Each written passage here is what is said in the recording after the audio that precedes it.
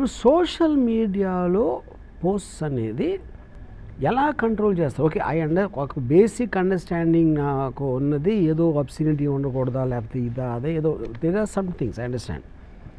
కానీ ఆ డిగ్రీ ఇప్పుడు ఆర్టికల్ 19(1)లో you can express your views in any manner, అది ఇమేజెసా, ఫొటోసా, టెక్స్టా, ఇదా అదా వాట్ ఎవర్.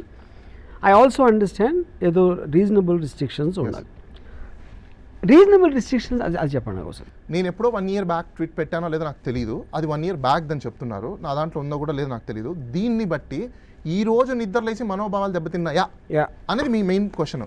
అబ్సల్యూట్లీ మనోభావాలు ఎప్పుడు దెబ్బతిన్నాయి? దాంట్లో ఇంకొక చిన్న ఇదేంటంటే ఒక్క నిమిషం అనుకున్నాం, హైపోథెటికల్లీ ఆ ట్వీట్ చూశారు ఉంది అని అనుకున్నాం. ఆ టైంలో including the media, including the concern people 1 year వరకు అది అభ్యంతరకరమైన ట్వీట్ అని ఎవరు చెప్పలేదు. యాక్ట్ లేదు అక్కడ, that's what act is silent now. అది కాదు, ఎవరూ చెప్పలేదు. 1 year తర్వాత వీళ్ళు ఎక్సారు.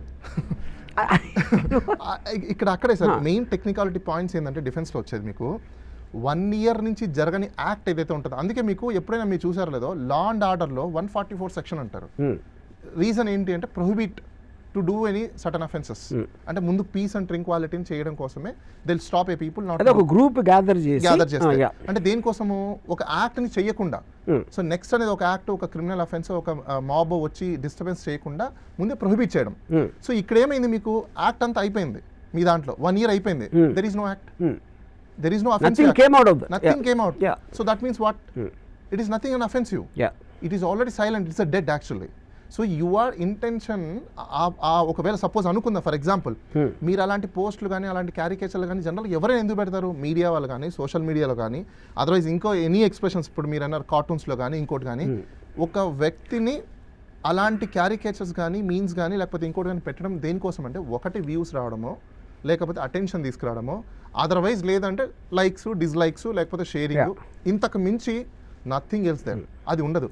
కాకపోతే ఇండియన్ సొసైటీలో ఇప్పుడు దాకా this is a parliamentary war, this is unparliamentary war ఎవరు డిఫైన్ చేయాలి? ఎవరికి వాళ్ళు అనుకుంటే అది పార్లమెంటరీ, ఎవరికి వాళ్ళు అనుకుంటే అది అన్పార్లమెంటరీ.